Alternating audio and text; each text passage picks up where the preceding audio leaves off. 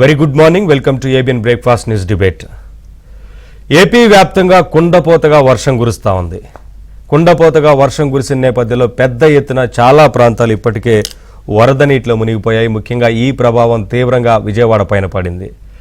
బుడమేరు వాగు మహోగ్ర రూపం దాల్చడంతో పూర్తి స్థాయిలో ఆ ప్రాంతాలన్నీ కూడా నీట మునిగిన పరిస్థితి కనిపిస్తూ ఉంది. 8 అడుగుల మేర పూర్తి స్థాయిలో అక్కడ నీరు చేరింది. చాలా ప్రాంతాలపైన ఈ ప్రభావం కనిపిస్తూ ఉంది. ముఖ్యంగా 15 డివిజన్లపైన ఈ ప్రభావం ఉంది. 24 కాలనీలు జలమయమయ్యాయి. మరొక వైపున 25,000 ఇళ్లు నీట మునిగాయి. 2.5 లక్షల మంది బాధితులున్నారు. పెద్ద ఎత్తున ఆయా ప్రాంతాల్లో ఇప్పటికే అధికారులు పర్యటిస్తూ ఉన్నారు. ముఖ్యమంత్రి కూడా ఆ ప్రాంతంలో పర్యటించి బాధితులందరికీ భరోసా ఇచ్చారు. అందరికీ ఆహారం అందిస్తున్నారు, పాలు అందిస్తున్నారు. అలాగే ఇప్పటికే కొవ్వొత్తులు పంపిణీ చేశారు, టార్చ్ లైట్లు ఇచ్చారు. ఇలా బాధితులను ఆదుకునేందుకు తక్షణమే అందరూ కూడా రంగంలోకి దిగి ఎవరి వారి పనులు చేస్తూ ఉన్నారు. బాధితులను ఆదుకునే ప్రయత్నం చేస్తున్నారు. పూర్తి స్థాయిలో ఇప్పటికే వాహన రాకపోకలకైతే అంతరాయం ఏర్పడింది. జాతీయ రహదారుల వద్ద కూడా ఇదే పరిస్థితి ఉంది. రాష్ట్ర వ్యాప్తంగా చాలా ప్రాంతాల్లో రెడ్ అలర్ట్ అయితే కొనసాగుతూ ఉంది. పలు రైళ్లకు సంబంధించి కూడా రద్దు చేశారు. దక్షిణ మధ్య రైల్వే ఇప్పటికే పలు రైళ్లను రద్దు చేయడంతో పాటు మరికొన్ని రైళ్లను దారి మళ్లించింది.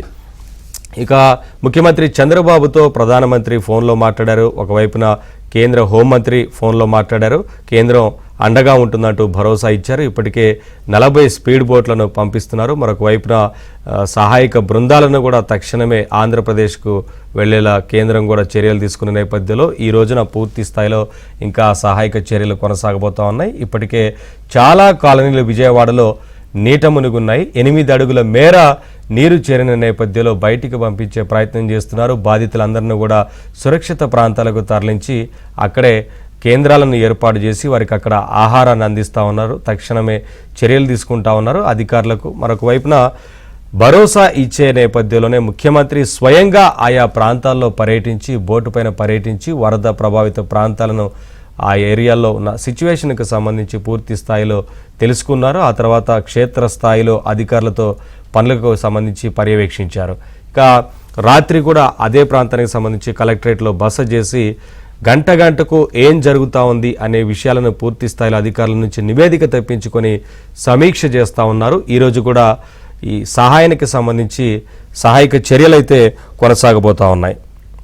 ఇంకా గతంలో కూడా వరదలు వచ్చిన సందర్భంలో ముఖ్యమంత్రిగా చంద్రబాబు ఉన్న సందర్భంలో హుద్హుద్ కావచ్చు, ఇతర వరదలు వచ్చిన సందర్భంలో ఏ రకంగా తక్షణమే స్పందించి ఆ రోజున నగరంలో పర్యటించడం కావచ్చు, అక్కడే ఉండి బాధితులకు భరోసానివ్వడం కావచ్చు, ఆ తర్వాత పూర్తి స్థాయిలో వరద మొత్తం క్లియర్ చేసిన తర్వాతనే ఆ ప్రాంతం నుంచి వెళ్ళిపోయిన సందర్భం ఈ రోజున అందరూ గుర్తు చేసుకుంటా ఉన్నారు. అంటే ఒక బాధ్యతగా ముఖ్యమంత్రి క్షేత్రస్థాయిలో ఉండి పనులు చేపిస్తే ఏ రకంగా ఉంటుంది అనే విషయాలను ప్రజలు ఇవాళ గుర్తు చేసుకుంటా ఉన్నారు. కానీ గత 5 ఏళ్లలో ఏం జరిగిందనే విషయాన్ని కూడా ప్రస్తుతం ముఖ్యమంత్రి చంద్రబాబు ప్రస్తావించారు. గత 5 ఏళ్లలో వరదలు వచ్చినా వాగులు ఉప్పొంగినా సరే తీసుకోవాల్సిన చర్యలకు సంబంధించి కావచ్చు, గండ్లు పూడ్చకపోవడం కావచ్చు, అలాగే కాలువల విషయానికి సంబంధించి నిర్లక్ష్యం వహించడం కావచ్చు, బుడమేరు మహోగ్ర రూపం దాల్చిన తర్వాత గత పాలకుల నిర్లక్ష్యం కారణంగా ఇవాళ పూర్తి స్థాయిలో నీట మునిగిన పరిస్థితి ఉంది అనేది, అలాగే సోషల్ మీడియాలో ఇప్పటికీ దుష్ప్రచారం చేస్తూ ఉన్నారని, రాజధాని అంశానికి సంబంధించి కూడా సోషల్ మీడియాలో వైసీపీ కార్యకర్తలు కావచ్చు, వైసీపీ నేతలు కావచ్చు ఇంకా దుష్ప్రచారం చేస్తూ ఉన్నారు. అటువంటివి మానుకోకపోతే చర్యలు తప్పవంటూ ముఖ్యమంత్రి చంద్రబాబు అయితే హెచ్చరించారు. ఏదైతే గతంలో దుష్ప్రచారం చేశారో ఆ రోజునే కనుక జైల్లో పెట్టుంటే ఈరోజు ఈ దుష్ప్రచారాన్ని కొనసాగించేవారు కాదంటూ మాట్లాడారు. అలాగే వరద బాధితులకు సాయం అందించాలి, భరోసానివ్వాలి, అండగా ఉండాల్సింది పోయి ఇటువంటి దుష్ప్రచారం ఎందుకు చేస్తున్నారంటూ నిన్న మీడియా ముఖంగా మాట్లాడారు. వీటన్నిటికి సంబంధించి ఇవాళ మార్నింగ్ డిబేట్లో మాట్లాడదాం. చిన్న బ్రేక్ తర్వాత డిస్కషన్ కంటిన్యూ చేద్దాం. జరుగుతుందో పూర్తిగా తెలుసుకుంటా ఉన్నారు. గంటకు మానిటరింగ్ చేస్తూ ఉన్నారు. తక్షణ సాయం కింద ఇప్పటికే వారందరికీ సాయాన్ని కూడా ప్రకటించారు. ఆ ప్రాంతంలో ఆహారం కావచ్చు, ఇతర నిత్యావసర వస్తువులు కూడా అందిస్తూ భరోసా కల్పించే ప్రయత్నం చేస్తున్నారు. పూర్తి స్థాయిలో వరద మొత్తం కూడా వెళ్ళిన తర్వాతే అక్కడ నుంచి వెళ్తానంటూ ముఖ్యమంత్రి వారికి భరోసానిచ్చారు. ఇదే అంశానికి సంబంధించి వాటి మార్నింగ్ డిబేట్లో మాట్లాడదాం. డిబేట్లో పాల్గొంటున్నారు గురుమూర్తి గారు, టీడీపీ లీడర్, అంకం రావు గారు, senior political analyst, Yamini Sadhineni గారు, బీజేపీ అధికార ప్రతినిధి. అందరికీ గుడ్ మార్నింగ్ అండి, వెల్కమ్. ముందుగా సార్ రావు గారు, అంటే భరోసానిచ్చే దాంట్లో భాగంగా ముఖ్యమంత్రి స్వయంగా ఆ ప్రాంతంలో పర్యటించడం కావచ్చు, ఆ వరద ప్రభావిత ప్రాంతాల్లో పూర్తి స్థాయిలో మొత్తం తిరిగి ఏం జరిగిందనే వివరాలు మొత్తం అధికారులను అడిగి తెలుసుకొని తక్షణమే వారందరికీ సాయాన్ని అందించడం కావచ్చు. ఆ ప్రాంతంలోనే నిన్న రాత్రి కూడా బస చేసి గంటకు మానిటరింగ్ చేయడం, బాధితులకు అండగా ఉండడం, అంటే భరోసా కల్పిస్తా ఉన్నారు ముఖ్యమంత్రి స్వయంగా క్షేత్రస్థాయిలో. కూటమి ప్రభుత్వం నేతలు మొత్తం కూడా వరద ప్రభావిత ప్రాంతాల్లోనే పర్యటిస్తూ ఉన్నారు. సో బాధితులకు ఇంకా ఎలా అండగా ఉండాలి, ఇంకా కాస్త వర్ష ప్రభావం ఎక్కువగా ఉంది, వరద ప్రభావం ఉన్న నేపథ్యంలో అనేది ఏం చెప్తారు? నవీన్ గారు, ముందుగా మీకు ఏబిఎన్ యాజమాన్యానికి, అలాగే పెద్దల గురుమూర్తి గారికి, మేడం యామిని గారికి అందరికి కూడా శుభోదయం.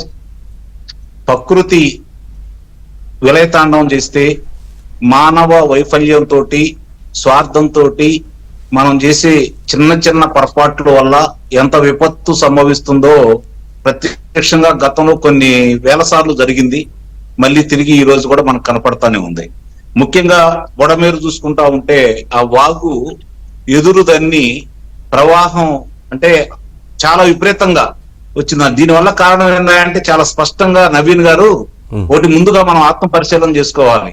అక్కడ నివసించే వాళ్ళు కావచ్చు, లేదంటే కట్టడాలు కట్టేవాళ్ళు కావచ్చు, దీనికి అధికారులు కావచ్చు, అధికార గణం కావచ్చు, లేకపోతే పాలకులు కావచ్చు, ఒకటి మాత్రం గుర్తుపెట్టుకోవాలి. ఇక్కడ జరుగుతున్న నష్టం మానవ రహితంగా జరుగుతుందా, అంటే మానవులతో సంబంధం లేకుండా జరుగుతుందా, ప్రకృతి వల్ల జరుగుతుందా, లేకపోతే మానవుల వైఫల్యం వల్ల జరుగుతుందా? చంద్రబాబు నాయుడు గారు గతంలో ఉదు తుఫాన్ చూసాము. ఆయన హయాంలో చాలా విపత్తులు ఎదుర్కోవడం కూడా జరిగింది. చాలా సమర్థవంతంగా ఎప్పటికెప్పుడు ఎక్కడ ఏం జరుగుతున్నా కూడా అధికార గణాన్ని పరుగులెత్తిస్తూ, అలాగే వాళ్ళ సహచార మంత్రులను కూడా పరిగెత్తిస్తూ. హలో, చెప్పండి గురుమూర్తి గారు, మీ ఆడియో మ్యూట్ చేసి మాట్లాడండి, లైవ్ లో ఉన్నారు. You continue please sir.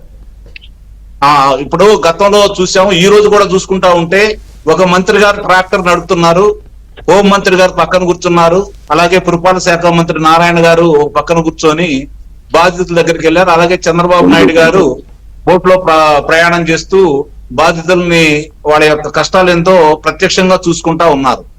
ఈ రోజు చంద్రబాబు నాయుడు గారి గురించో, లేకపోతే ఇలాంటి ఏదన్నా జరుగుతా గురించో, లేకపోతే ఈ కూటమి ప్రభుత్వం గురించో, చేసే సహాయం గురించో ఎవరో ఏమీ ఆలోచించాల్సిన అవసరం లేదు. ఇందాక మీరు చెప్పారు ఉపోద్ఘాతంలో ముందుగా చెప్పిన దాంట్లో రాజధాని ప్రాంతంలో నేను కూడా పర్యటించాను.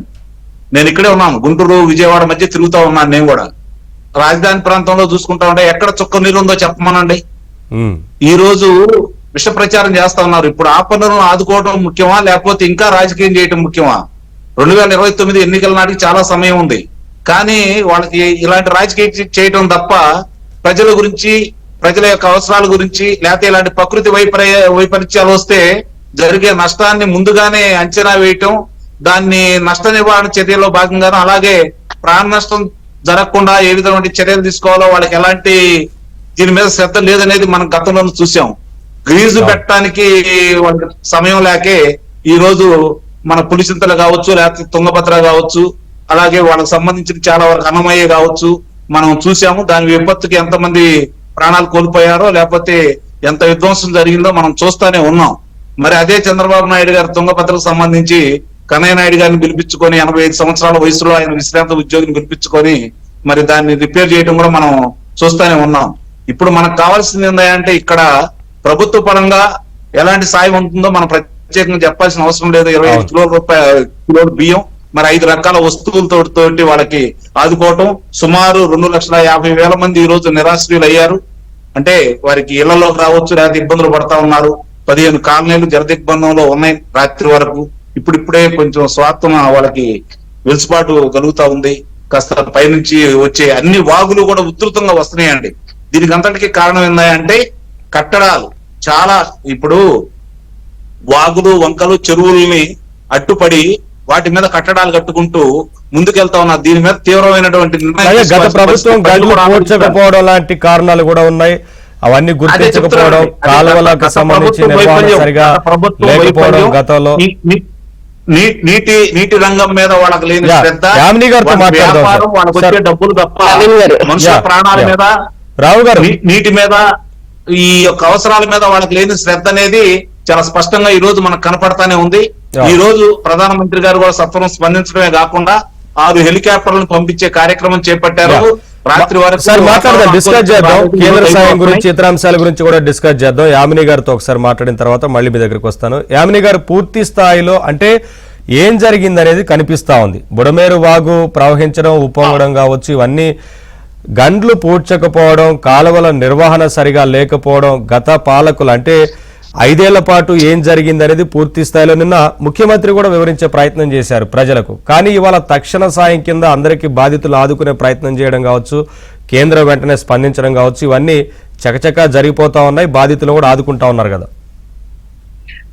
నవీన్ గారు, థ్యాంక్ యూ. ఎందుకు నేను ముందు మాట్లాడతానన్నానంటే, ఇప్పుడు మనం మాట్లాడుకుంటున్న బుడమేరుకి కరెక్ట్ గా 1.5 కిలోమీటర్ దూరంలో ఉంటుంది మా ఇల్లు. ఎప్పుడు పవర్ డిస్టర్బ్ అవుతుందో తెలియదు. అందుకనే ముందు మాట్లాడతాను అని చెప్పన్నాను. దీనికంటే ముందు ఒక నిమిషం నేను నా స్వీయ అనుభవాలు పంచుకోవాలనుకుంటున్నాను. ఇదే డిజాస్టర్ మేనేజ్మెంట్, విపత్తు నిర్వహణలో 20 ఏళ్ళ ఎక్స్పీరియన్స్ నాకు. ఈ డిజాస్టర్ మేనేజ్మెంట్ లో నాకు అమెరికా నుంచి గోల్డ్ మెడల్ గానీ, Limca book of record holder నేను.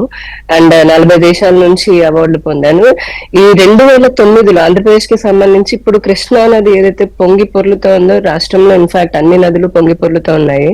2009లో ఇటువంటి బీభత్సాన్ని జరిగినప్పుడు లంక గ్రామాల్లో శవాలు గుట్టలు గుట్టలు ఇలాగ పోతూ ఉంటే, అక్కడ అప్పట్లో కమ్యూనికేషన్ ఇంత బాగాలేదు కాబట్టి ప్రభుత్వం ప్రత్యేకంగా పర్మిషన్ తీసుకొని నేను కూడా ఆపరేట్ చేసి అక్కడ రిలీఫ్ కమ్యూనికేషన్స్ లో పార్టిసిపేట్ చేయడం జరిగింది.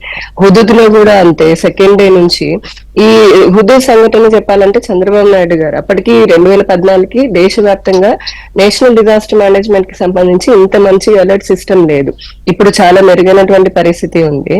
సో ఈ విపత్తులను చూసిన తర్వాత, అంటే ప్రతి 5 years మోరార్లెస్ ప్రతి 5 years కి చాలా సీరియస్ గా కెలామిటీస్ వస్తూ ఉన్నాయి. ఇప్పుడున్నటువంటి పరిస్థితిలో చూస్తే నిజంగా చాలా దారుణం అండి. 2 అంతస్తుల వరకు కూడా నీళ్లు నిలిచిపోవడము, ప్రజలకు అసలు పాలు లేవు, కనీసం తాగడానికి నీరు లేదు, ఎందుకంటే కరెంటు లేదు, ట్రాన్స్ఫార్మర్లు మునిగిపోయి ఉన్నాయి, మంచినీరు కూడా లేదు. RSS ఇతర సంస్థలు లాంటివి కూడా సేవలను అందిస్తూ ఉన్నాయి, అన్ని పార్టీల వాళ్ళు వెళ్తున్నారు. కాకపోతే దీనికి మనం ఒకసారి కేంద్ర ప్రభుత్వం నుంచి ఇచ్చిన సాయం, అప్పుడు హుదూద్ అయినా కానివ్వండి, ఇప్పుడైనా కానివ్వండి, ప్రధానమంత్రి గారు అమిత్ షా గారు తక్షణమే స్పందించారు. 10 NDRF బృందాలను పంపించడము, 40 పవర్ బోట్లను కూడా ఇమ్మీడియట్ గా వేరే రాష్ట్రాల నుంచి కూడా తెప్పించి పంపిస్తామని చెప్పడం జరిగింది. అలాగే ముఖ్యమంత్రి గారు కూడా DGP, CS, కలెక్టర్లు, ఎస్పీలతోటి టెలికాన్ఫరెన్స్ లో ఉండడము, ప్రతి డివిజన్ కి, ఇక్కడ మునిగిపోయిన ప్రతి డివిజన్ కి ఒక మంత్రిని ఇన్ఛార్జ్ లాగా పెట్టడము, సీనియర్ ఆఫీసర్లను పెట్టడం చూస్తున్నాము. సో ఇంత జరుగుతూ ఉంది. ఒకటి, ప్రకృతి విలయతాండవాన్ని ఆపడం మానవ మాతృలకి చాలా కష్టం అది. కానీ దీనికి గనక కారణాలను చూస్తే, ప్రతి నదిలో, చెరువులో, వాగులో, వంకల్లో ఇసుకని తోడుకొని గుంతలు పడేటట్టుగా అసలు ఏ రకంగా వాళ్ళు దోచుకున్నది పర్యవసనం ఈ రోజున ఈ రాష్ట్రంలో ఆదేశాలను బేఖాతరు చేస్తూ ఇవన్నీ జరిగాయి. సంస్థలు, ఆ సిడి సాయి సంస్థలు, రకరకాల సంస్థలు కూడా అసలు ఇష్టం వచ్చినట్టుగా ఇసుకని తవ్వుకోవడము. అలాగే ఎన్నో ప్రాజెక్టులకు అండి, ఇక్కడ ఉన్నటువంటి బ్యారేజ్, ప్రకాశం బ్యారేజ్ దగ్గర నుంచి కూడా మీరు చూస్తే గ్రీజులు కూడా పోసే పరిస్థితి లేదు.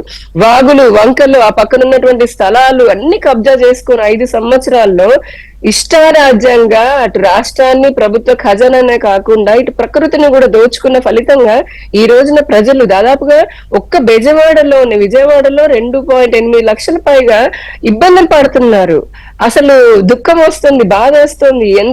ఎందుకంటే వరద, ఫ్లడ్డింగ్ వచ్చినప్పుడు ఒక ప్రమాదం ఉంటే, వర్షం పడుతున్నప్పుడు ఆ ఫ్లడ్ అదే అంటే రిసీడ్ అయిపోయిన తర్వాత వాటర్ పోతున్నప్పుడు తర్వాత ఎక్కువ ప్రమాదం ఉంటుంది.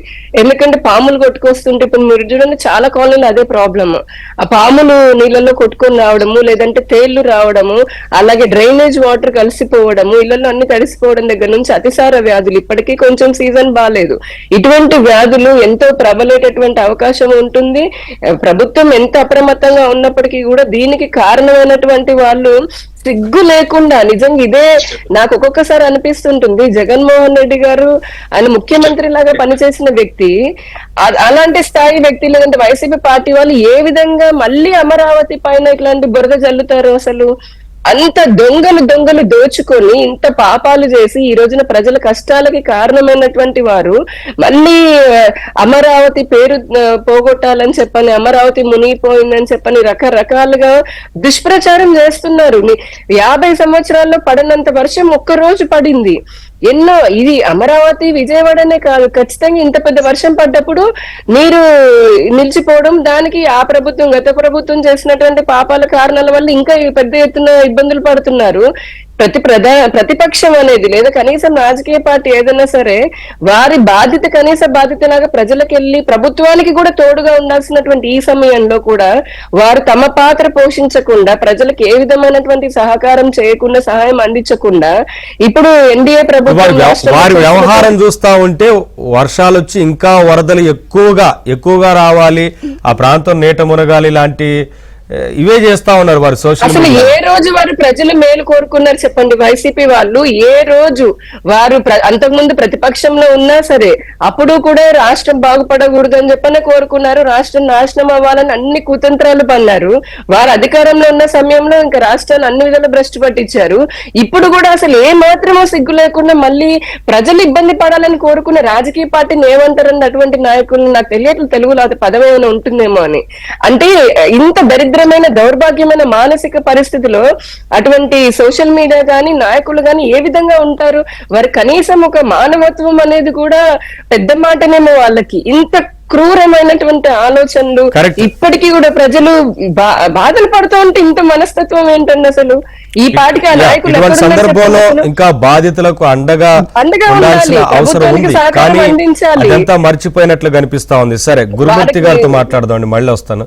గురుమూర్తి గారు పూర్తి స్థాయిలో బాధితులకు అండగా ఉండే ప్రయత్నం చేస్తున్నారు. గత 5 ఏళ్లలో ఎక్కడ ఏ వరదలు వచ్చినా, ఏం జరిగినా, ప్రకృతి విపత్తులు సంభవించిన సందర్భాల్లో ఎక్కడా కూడా అప్పటి ముఖ్యమంత్రిగా ఉన్న జగన్మోహన్ రెడ్డి గారు ఎక్కడా కూడా కనిపించలేదు. మొత్తం పూర్తి స్థాయిలో అయిపోయిన తర్వాత వారం రోజుల తర్వాత బయటకు రావడం, అదే పరదాల మాటన వచ్చి బాధితులకు పరామర్శ పేరుతోని ఎవరైతే వారి దగ్గరికి రావాలో ముందుగానే నిర్ణయించుకొని పరామర్శించి వెళ్ళేవారు. అది కూడా నవ్వుతూ పలకరింపులు ఉండేవి.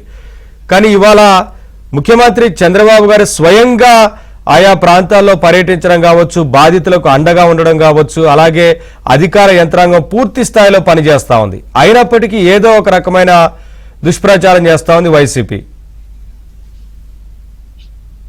నవీన్ గారు, మీకు ప్యానల్లో ఉన్నటువంటి యామిని గారికి, రావు గారికి, ఏబిఎన్ వీక్షకులకి హృదయపూర్వకమైనటువంటి నమస్కారాలు తెలియజేసుకుంటూ, జగన్మోహన్ రెడ్డి గారి పేరు మంచి సమయంలో కూడా తలుచుకోకూడదు, ఇలాంటి సమయంలో కూడా తలుచుకోకూడదు.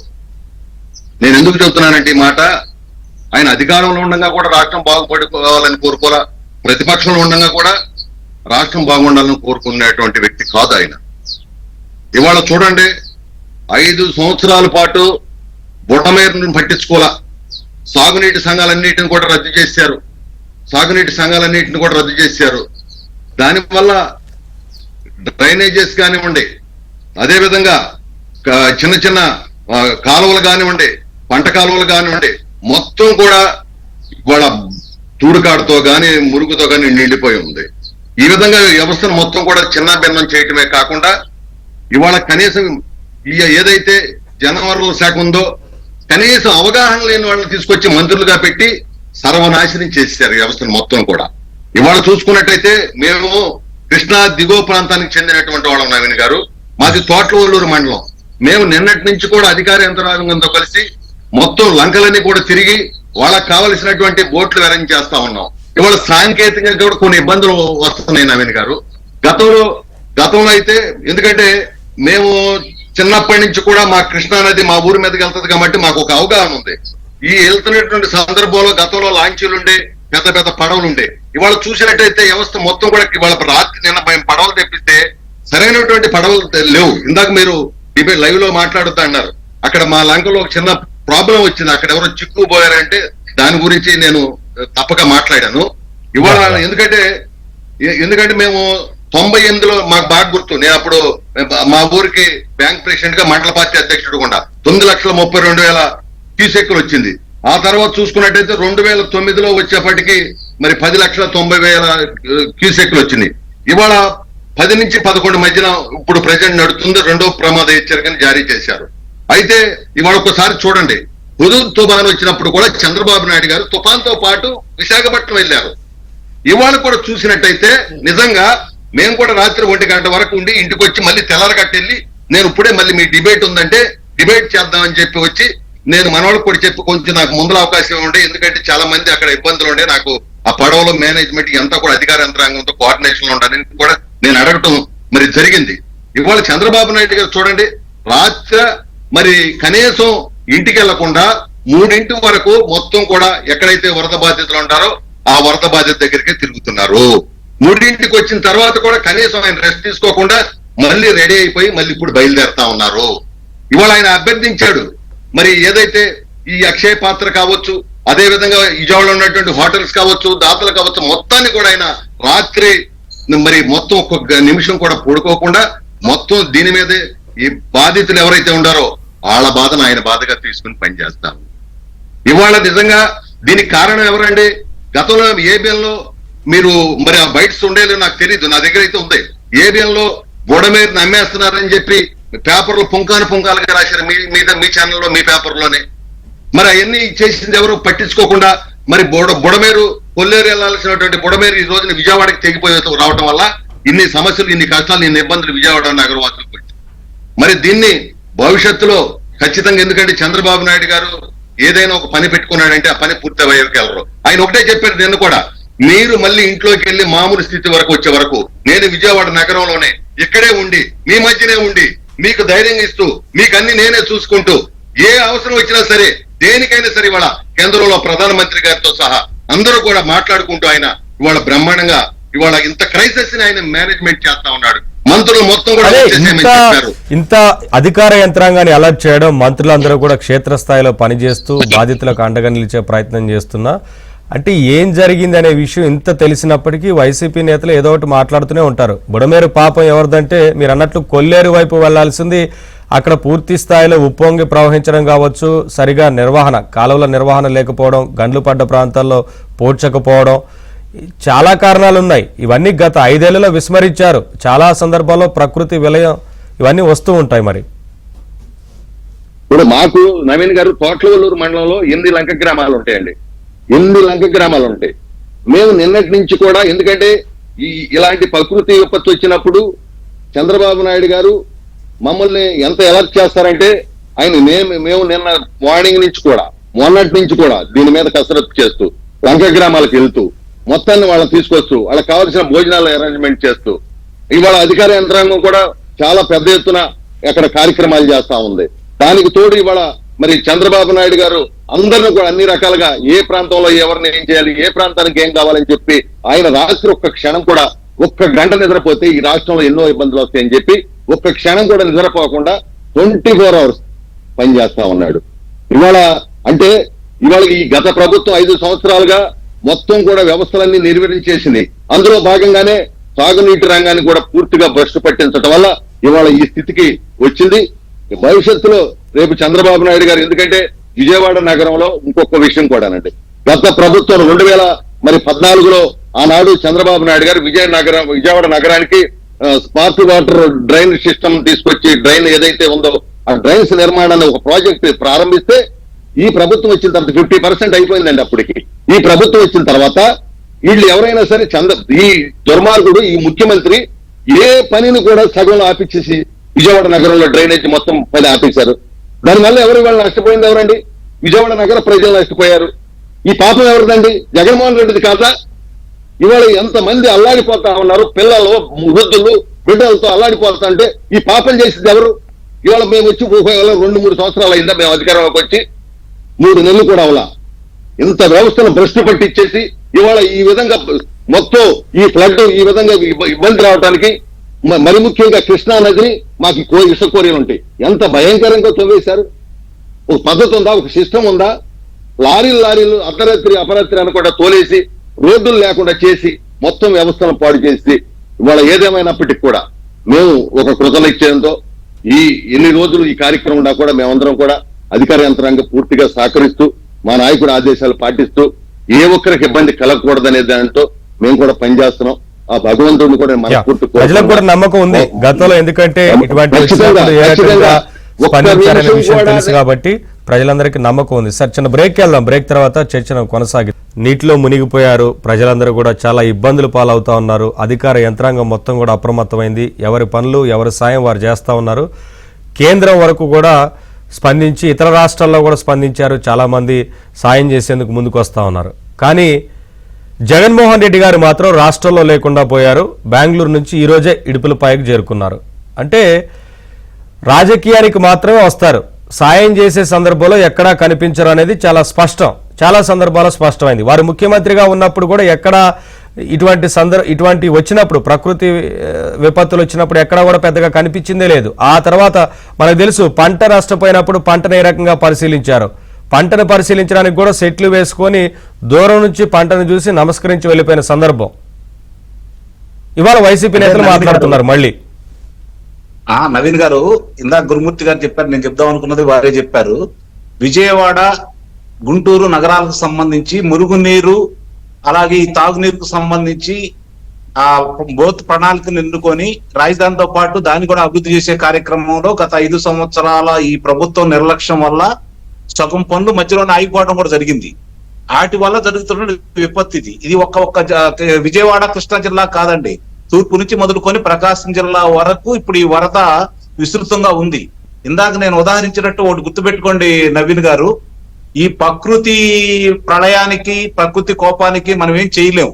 కానీ నివారణ చర్యలనే కొన్ని ఉంటాయి, మానవుడి చేతుల్లో కొన్ని ఉంటాయి. దానికి ఇప్పుడు అధికార గణం, ముఖ్యంగా నేను తప్పుపడుతుంది అధికార గణాన్ని, పాలక వర్గాన్ని. అధికార గణం గత 5 సంవత్సరాలు ఈ నీటి రంగాలు కావచ్చు, పిల్ల కాలువలు కావచ్చు, పంట కాలువలకు కావచ్చు, వాళ్ళు చేసినటువంటి నిర్లక్ష్యం అనేది మనం ఈ రోజు అనుభవిస్తా ఉన్నాం. ఇది గతంలో 2009లో 10 లక్షల చిల్లర పైన ఆ రోజు వరద ప్రవాహం వస్తే ఈ రోజు అది 11 లక్షలకు అందుకునేలాగా ఉంది, కనపడతానే ఉంది చాలా స్పష్టంగా కూడా. రెండోది, ఇందాక గురుమూర్తి గారు చెప్పినట్టు ఆ ఏదైతే వాగు మధ్యలో మనకి అడ్డుకట్టబడి కొల్లూరులోకి వెళ్లకుండా దాన్ని ఆపటమేలా కాకుండా, ఇక్కడే కాకుండా యావత్ మొత్తం ఎక్కడన్నా చూసుకోండి, సహజ వనరులకు సంబంధించి అడవులు కావచ్చు, లేకపోతే గనులు కావచ్చు, ఇందాక మీరు ఉదాహరించినట్టు గురుమూర్తి గారు లేకపోతే యామిని గారు చెప్పినట్టు ఇసుక, ముఖ్యంగా ఇసుక మీద వాళ్ళు చేసిన దోపిడీ మామూలైంది కాదు. దానివల్ల ఈ విపత్తు సంభవిస్తుంది. ఇలాంటి సందర్భంగా గురుమూర్తి గారితో నేను ఒకటి ఏకీభవిస్తున్నాను. ఇప్పుడు కాదు, ఎలాంటి విపత్తు వచ్చినా ఏం జరిగినా వాళ్ళ పేరు తలుచుకోకుంటే మనకు మంచిది. ఎందుకంటే ఈ రోజు వాళ్ళు చేసే వికృత క్రీడలు అలానే ఉంటాయి, వాళ్ళు అలానే మాట్లాడాలా. ఎందుకంటే వాళ్ళ ప్రజలు అసహించుకున్నారు, దూరం చేశారు. రేపు పొద్దున వాళ్ళు వస్తే, గ్రామాల్లోకి వస్తే ఆడవాళ్ళు లేకపోతే ఈ బాధితులందరూ కూడా తిరగబడి కొట్టే పరిస్థితి వాళ్ళే తెచ్చుకుంటున్నారు. నిజంగా జరిగేది కూడా అదే. కాకపోతే ఇక్కడ ఏంటంటే ఈ విపత్తు సంభవించినప్పుడు, ఇలాంటి కార్యక్రమాలు జరిగేటప్పుడు, అక్రమ కట్టడాలు నిర్మించేటప్పుడు వాగులు వంకల్ని కబ్జా చేసేసి ఈ విధంగా చేసే వాళ్ళకి సహకరిస్తున్న అధికారుల్ని నిర్దాక్షిణ్యంగా వాళ్ళ మీద చర్యలు తీసుకోవాలి నవీన్ గారు. చాలా ముఖ్యమైన అంశం ఇది. భావితరాల భవిష్యత్తుని చిదిమేస్తున్నారన్నమాట ఇలాంటి కార్యక్రమాలు చేస్తున్నందువల్ల. వాళ్ళకి నిజంగా అంటే సార్, ఇప్పుడు మీరు విజువల్స్ లో చూస్తే, లేకపోతే అధికారాల యొక్క విజువల్స్ లో చూస్తే రావు గారు ముఖ్యమంత్రిగా భరోసానిచ్చే దాంట్లో భాగంగా రాత్రి సమయంలో కూడా పర్యటిస్తా ఉన్నారు. ఆ వరద ప్రభావిత ప్రాంతాల్లో పడవలో అక్కడ పర్యటిస్తూ అధికారులతో మాట్లాడుతూ వారికి ఏం సాయం కావాలో తక్షణ సాయం అందించడం. అంటే ఇది కదా ఒక ముఖ్యమంత్రి నుంచి ఎవరైనా ప్రజలు కోరుకునేది. నవీన్ గారు దాంట్లోకి వస్తున్నా, గతంలో పరదాల మాటల 100 మంది పోలీసు మొత్తం పెద్ద ఎత్తున బలగాలతోని బయటకు వచ్చేవారు, కానీ బాధితులను కలిసేవారు కదా. ఆ రోజున కూడా బాధితుల దగ్గర నవ్వుతూ వెళ్తూ ఉండేవారు, పలకరింపులు కూడా అలా ఉండేవి. నవీన్ గారు, జగమెరిగిన బ్రాహ్మణునికి జింజమేళ. చంద్రబాబు నాయుడు గారి గురించి, ఆయనకి సంక్షోభం వస్తే దాంట్లోంచి సంపద ఎలా సృష్టించాలో తెలిసిన వ్యక్తి చంద్రబాబు నాయుడు గారు. మనం ప్రత్యేకంగా చెప్పుకోవాల్సిన పని ఉంది ఆయన గురించి, ఆయన పనితీరు గురించి. ఈ రోజు 75 సంవత్సరాల వయసులో ఆయన 1 గంట కూడా నిద్రపోకుండా అహర్నిశలు శ్రమిస్తూ మళ్ళీ విజయవాడ నగరంలో సంపూర్ణంగా ఈ వరద ప్రవాహం మొత్తం బయటికి వెళ్ళిన తర్వాతే మళ్ళీ ఆయన నివాసానికి వస్తానని చెప్పని, అట్లాగే గతంలో ఉదూ తుఫాన్ వచ్చిన సందర్భంగా విశాఖపట్నంలో ఉంటూ ఆయన మొత్తం ఎలా చేసింది మన కళ్ళ ముందు చూసిందే కదా. ఈ రోజు చంద్రబాబు నాయుడు గారు ఒక నిర్ణయం తీసుకున్నారు అంటే దీని మీద కూడా దృష్టి పెట్టాలని నేను దృష్టికి తీసుకొస్తున్నాను. అధికార ప్రతినిధులు కూడా ఉన్నారు కాబట్టి, అలాగే యామిని గారు కూడా ఉన్నారు కాబట్టి నేను ఇక్కడ దృష్టికి తీసుకొస్తున్న కారణం ఏంటంటే కొన్ని విషయాల్లో కఠినంగా ఉండాలి. ఇక్కడ ప్రకృతి మనకు సహకరించకపోయినా మన దగ్గర ఉన్నటువంటి వనరులను ఉపయోగించుకొని ఈ రోజు ప్రజలందరికీ అందుబాటులో ఉండటమే కాకుండా నిత్యావసర ధరలు విపరీతంగా పెరిగిపోతున్న ఈ రోజుల్లో కూడా ఆయన అందుబాటులో తీసుకురావడం కోసం చక్కని ప్రణాళిక తీసుకొచ్చేసి గతంలో వాడు చేసినటువంటి విధ్వంసానికి అన్నిటికీ ముగింపు పలుకుతూ ప్రజలకు ఏ విధంగా తీసుకురావాలో ఒక ప్రణాళికబద్ధంగా తీసుకెళ్తా ఉన్నారు. 3 నెలలు కాకతలకే వీళ్ళు విష ప్రచారాన్ని మొదలు పెడుతున్నారు అంటే వాళ్ళ యొక్క మనస్తత్వం అయితే వాళ్ళు అట్లానే ఉండాలని నేను కోరుకుంటున్నాను. ఎందుకంటే వాళ్ళు మళ్ళీ మనుషులుగా మారకూడదు. వాళ్ళు మనుషులుగా మారితే మళ్ళీ ప్రమాదం. ఎందుకంటే మళ్ళీ మనుషులుగా మారారని చెప్పి ఏదైనా సానుభూతి వస్తే వాళ్ళలోని జంతువులు బయటకు వస్తా ఉంటాయి, విష సర్పాలు బయటకు వస్తా ఉంటాయి. వాళ్ళు మాట్లాడితేనే అసహ్యం వేస్తా ఉంది. ఈ రోజు ఏం జరుగుతుంది చూసుకోకుండా రేపు పొద్దున రాజకీయాలు చేసుకోవడానికి సమయం ఉంది, ఆదుకోవాలి కదా. గత 5 సంవత్సరాల్లో ఇలాంటి విపత్తు సంభవించినప్పుడు తెలుగుదేశం ప్రభుత్వం తెలుగుదేశం శ్రేణులు కావచ్చు, చంద్రబాబు నాయుడు గారి పిలుపు మేరక లేకపోతే భారతీయ జనతా పార్టీ వాళ్ళు కావచ్చు, జన సైనికులు కావచ్చు, ఏ విధంగా ప్రజల మధ్యకి వెళ్ళి సహాయ సహకారాలు అందజేశారు. మీరు అన్నట్టు ఆయన పరదాల మాటను వచ్చి వారం తర్వాత వచ్చిన తర్వాత ఒక కార్పెట్లు వేయించుకొని, గ్రీన్ కార్పెట్లు వేయించుకొని దూరంగా పెట్టేసి కనీసం చెరువులు కలిగి చూసుకుంటూ, చెరువులు తలపిస్తున్నటువంటి చెరువులను చూసుకుంటూ ఆయన దండం పెట్టుకుంటూ వెళ్ళిన సందర్భాలు మనం చూసుకుంటా ఉన్నాం కదా. కాబట్టి ఇలాంటి విషయంలో ఈ రోజు కూడా మీరు అన్నారు ఆయన పులివెందులు అందుకనే 11 సీట్లు ఇచ్చారు ప్రజలు, అందుకనే మార్చారు. సరే యామిని గారు, రేపు పొద్దున విదేశాల నుంచి వస్తాడని నమ్మకం ఏమైనా ఉందా?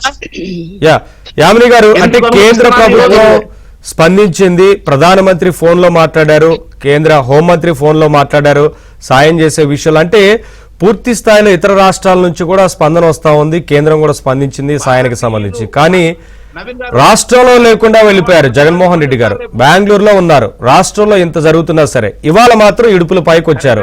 అంటే ప్రజలు అర్థం చేసుకుంటారు కదా సాయం చేసే విషయంలో ఎవరు ముందుంటారు అనేది ఒకటి. తర్వాత ఈ బుడమేరు విషయానికి సంబంధించి మళ్ళీ రిపీట్ కాకుండా ఉండాలి అంటే ఎటువంటి చర్యలు తీసుకోవాలి ఇలాంటి విషయాల మీద కూడా ఇక గత ప్రభుత్వం అంటే దృష్టి పెట్టలేదు. కానీ ప్రస్తుతం ఇప్పుడైతే కొంత ప్రకృతి విపత్తు సంభవించింది కాబట్టి తక్షణం ఏం చేయలేకపోయినా భవిష్యత్తులో జరగకుండా ఉండేదానికి కొంత చర్యలు తీసుకోవాల్సిన అవసరం ఉంది కదా.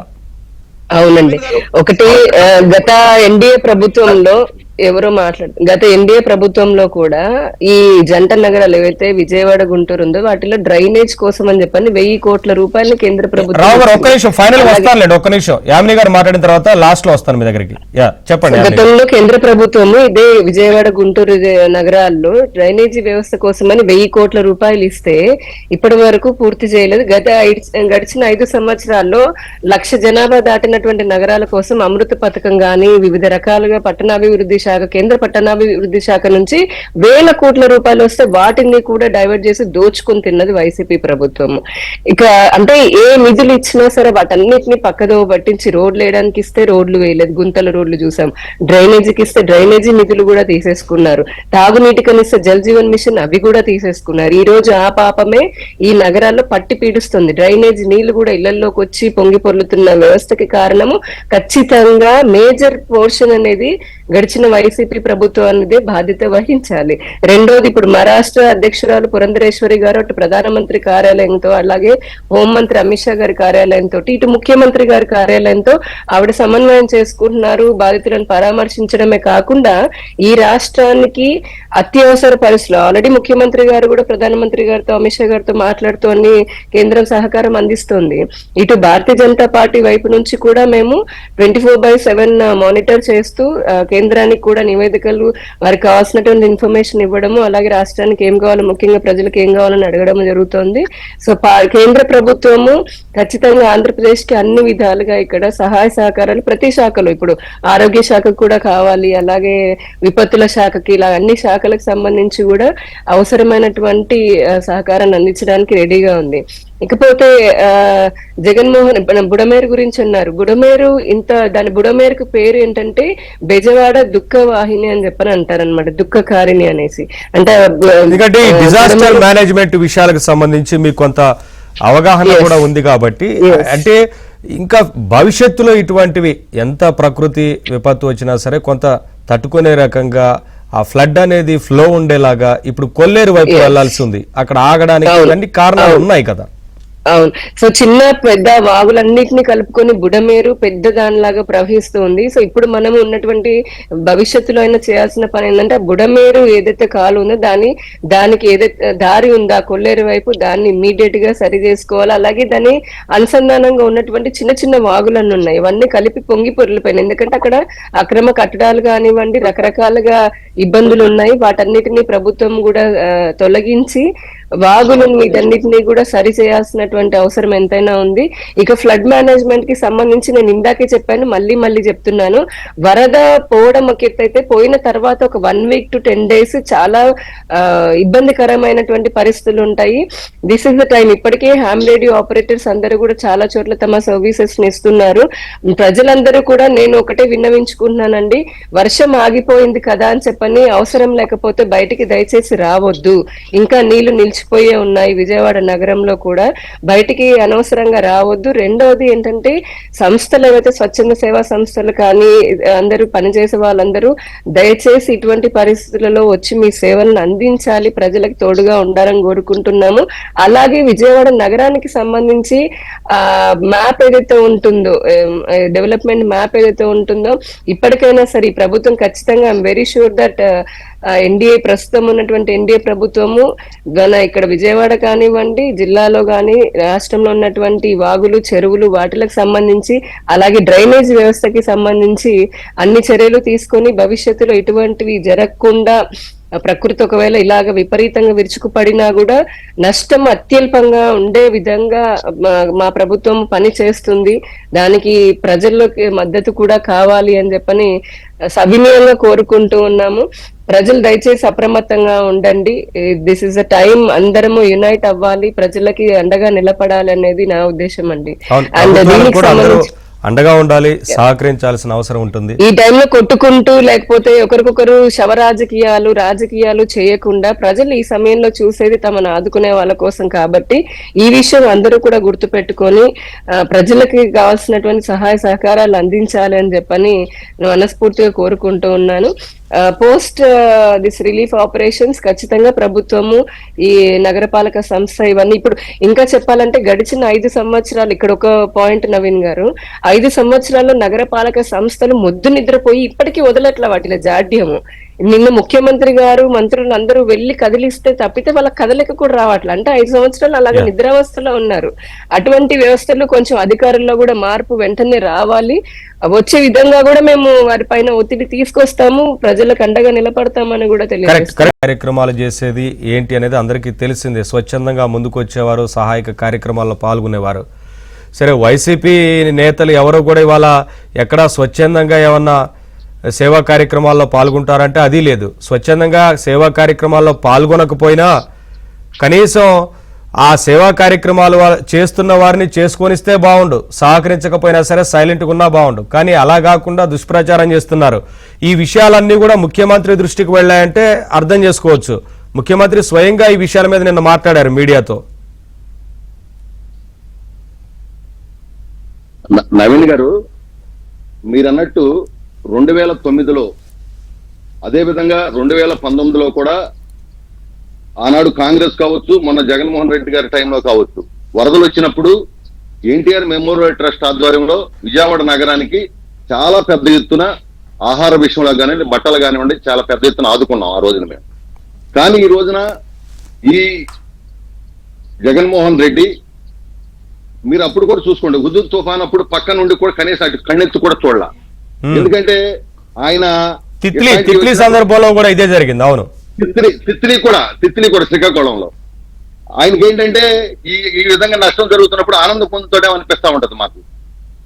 కనీసం పరామర్శకి కూడా రాకపోగా ఏదో ఒకటి మాట్లాడటం. ఇవాళ ఒక్కటే నేను ఈ రోజు రాష్ట్రంలో ఉన్నటువంటి ప్రజానికానికి కానీ స్వచ్ఛంద సంస్థలకు కానీ ఎవరైనా సరే వివిధ సంస్థలందరికీ వ్యాపార వాణిజ్య వర్గాలకి ఒకటే మనం చేస్తున్నా, 74 సంవత్సరాల వయసులో పగలనక రాత్రనక ఒక్క క్షణం కూడా నిద్రపోకుండా ఆయన స్వయంగా పాల ప్యాకెట్లు బిస్కెట్లు అర్ధరాత్రి అందిస్తున్నాడు.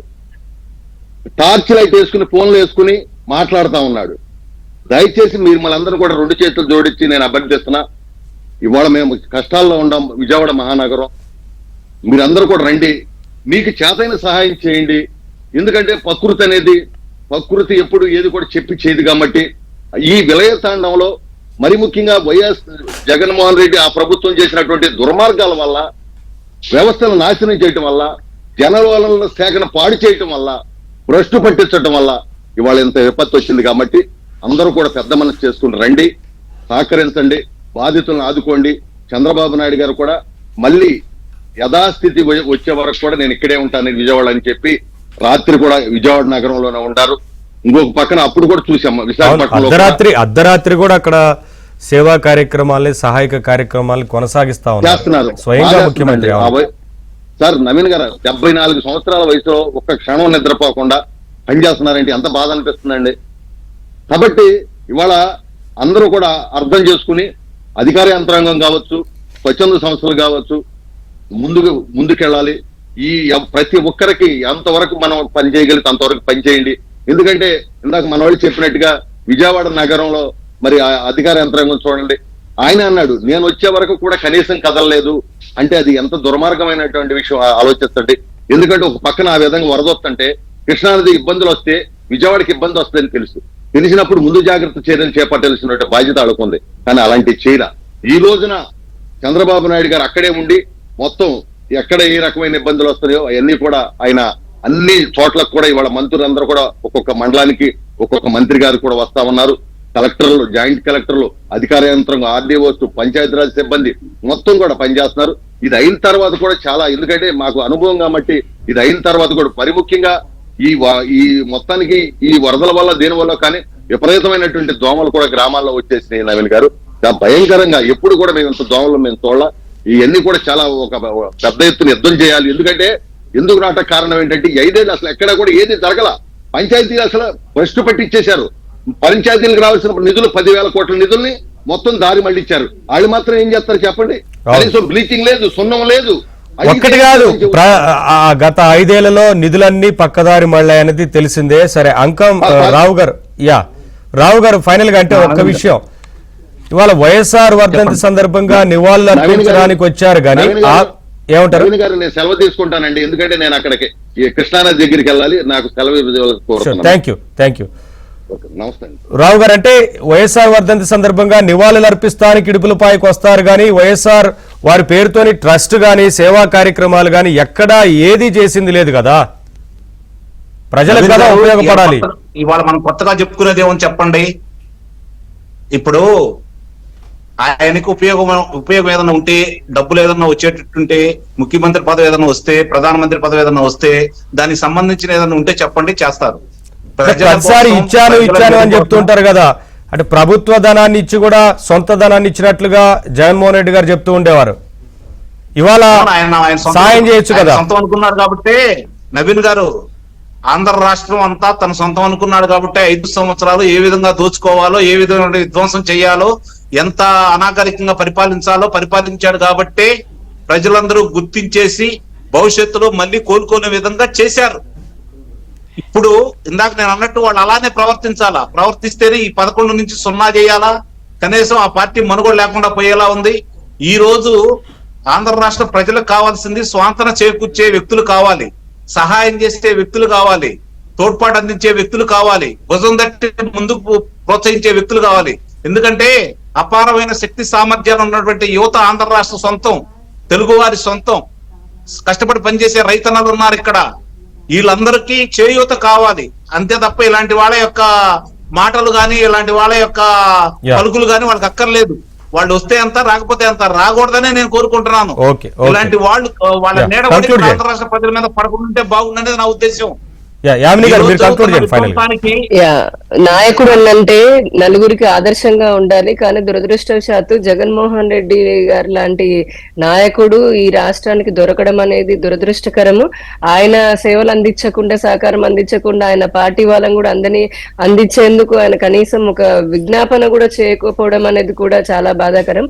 ఏదేమైనప్పటికీ కూడా రాష్ట్ర ప్రజలందరికీ, ముఖ్యంగా విజయవాడ నగర ప్రజలకి ఒకటే చెప్తున్నాం, మీరు మనోస్థైర్యాన్ని కోల్పోవద్దు. మర్చిపోవద్దు.